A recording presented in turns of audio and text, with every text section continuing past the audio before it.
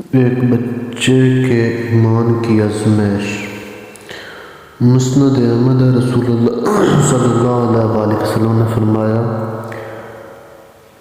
کہ پہلے زمانے میں ایک بادشاہ تھا، اس کے ہاں ایک جادوگر تھا۔ جب جادوگر بوڑھا ہوا تو اس نے بادشاہ سے کہا کہ میں اب بوڑھا ہو گیا ہوں اور میری موت کا وقت قریب آ رہا ہے، مجھے کوئی بچہ سونپ دو، میں اسے جادو سکھا دوں۔ چنانچہ ایک ذہین لڑکے کے وہ تعلیم دینے لگا۔ لڑکا اس کے ہاں جاتا تو راستے میں ایک راہب کا گھر پڑتا، جہاں وہ عبادت میں اور وعظت نصیحت میں مشغول ہوتا۔ یہ بھی کھڑا ہو جاتا اور اس کے طریقہ عبادت کو دیکھتا اور واعظ سنتا۔ آتے جاتے یہاں رک جایا کرتا تھا۔ جادوگر بھی مارتا اور باپ بھی، کیونکہ وہاں وہ دیر سے پہنچتا اور یہاں بھی دیر سے آتا۔ ایک دن بچے نے راہب کے سامنے شکایت کی۔ راہب نے کہا، جب جادوگر تم سے پوچھے کہ کیوں دیر ہو گئی تو کہنا کہ گھر والوں نے روک لیا تھا، اور گھر والے بگڑے کہنا کہ جادوگر نے روک لیا تھا۔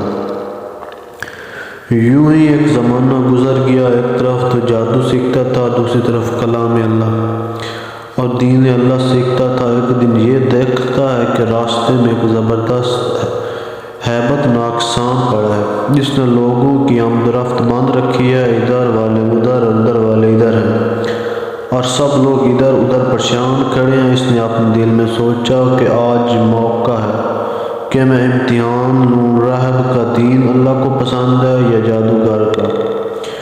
اس نے ایک پتھر اٹھایا اور یہ کہہ کر اس پر پھینکا کہ اے اللہ، اگر تیرے نزدیک راہب کا دین جادوگر کی تعلیم سے زیادہ محبوب ہے تو اس جانور کو اس پتھر سے ہلاک کر دے تاکہ لوگوں کو اس کی بلا سے نجات مل جائے۔ پتھر لگتے ہی وہ جانور ہلاک ہو گیا اور لوگوں کا آنا جانا شروع ہو گیا۔ اور پھر لڑکے نے جا کر راہب کو خبر دی۔ اس نے کہا، پیارے بچے، آج کے دن تو مجھ سے افضل ہے، اب اللہ کی طرف سے تیری آزمائش ہوگی۔ اگر ایسا ہوا تو لوگوں کو میری خبر نہ کرنا۔ اب اس بچے کے پاس حاجت مند لوگوں کا تانتا لگ گیا۔ اس کی دعا سے مادر زاد، اندھے، کوڑی، جذامیہ، ہر قسم کے بیمار اچھے ہونے لگے۔ بادشاہ کے ایک نابینا وزیر کے کان میں یہ بات پڑی۔ وہ بڑے تحفے تحائف لے کر حاضر ہوا اور کہنے لگا کہ مجھے شفا دے دو تو یہ سب کچھ تجھے دے دوں گا۔ اس نے کہا کہ شفا میرے ہاتھ میں نہیں، میں تو کسی کو شفا نہیں دے سکتا۔ دینے والا اللہ واحد لا شریک ہے، اگر تو اس پر ایمان لانے کا وعدہ کرے تو میں دعا کروں۔ اس نے اقرار کیا۔ بچے نے اس کے لیے دعا کی، اللہ نے اسے شفا دے دی۔ وہ بادشاہ کے دربار میں آیا، جس طرح اندھا ہونے پہلے کام کرتا تھا اس طرح کام کرنے لگا۔ اس کی آنکھیں بالکل روشن تھیں۔ بادشاہ نے متعجب ہو کر پوچھا کہ تجھے آنکھیں کس نے دی؟ اس نے کہا، میرے رب نے۔ بادشاہ نے کہا، ہاں یعنی میں نے دی ہیں۔ وزیر نے کہا، نہیں، میرا اور تیرا رب صرف اللہ ہے۔ اب بادشاہ نے اس کی مار پیٹ شروع کر دی اور طرح طرح کی تکلیفیں دی اور پوچھنے لگا، تجھے یہ تعلیم کس نے دی؟ آخر اس نے بتایا کہ میں نے اس بچے کے ہاتھ پر اسلام قبول کیا ہے۔ اس نے اسے بلایا اور کہا کہ اب تم جادو میں کامل ہو گئے ہو، اندھوں کو دیکھتا اور بیماروں کو درست کرنے لگے ہو۔ اس نے کہا، غلط ہے، میں کسی کو شفا نہیں دے سکتا، نہ جادوگر ہوں، شفا اللہ کے ہاتھ میں ہے۔ وہ کہنے لگا، اللہ تو میں ہی ہوں۔ اس نے کہا، ہرگز نہیں۔ بادشاہ نے کہا، پھر تو میرے سوا کسی اور کو رب مانتا ہے؟ تو اس نے کہا کہ میرا اور تیرا رب اللہ ہے۔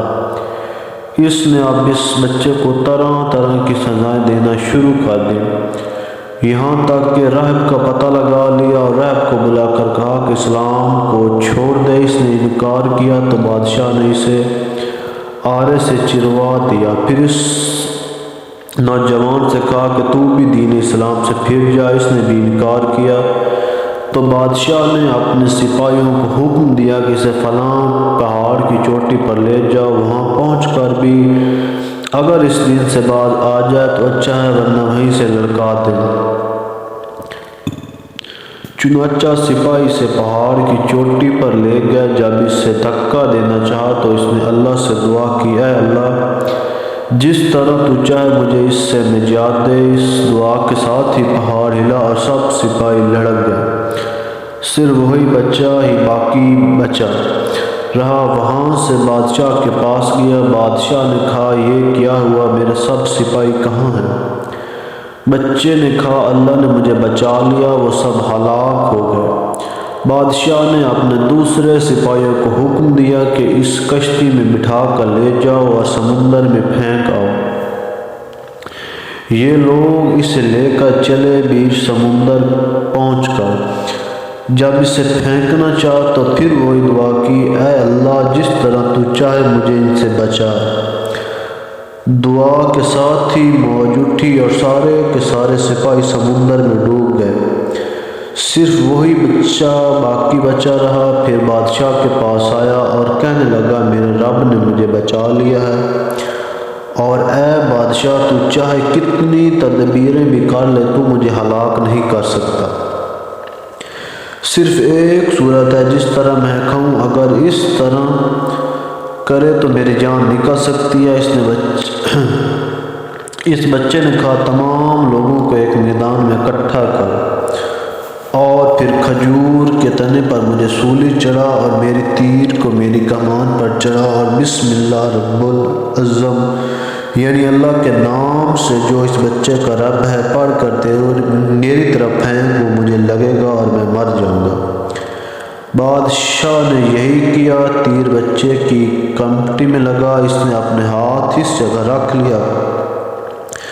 چاروں طرف آوازیں بلند ہونے لگی، ہم اس بچے کو رب پر ایمان لائے۔ یہ حال دیکھ کر بادشاہ کے ساتھی بڑے گھبرائے اور کہنے لگے،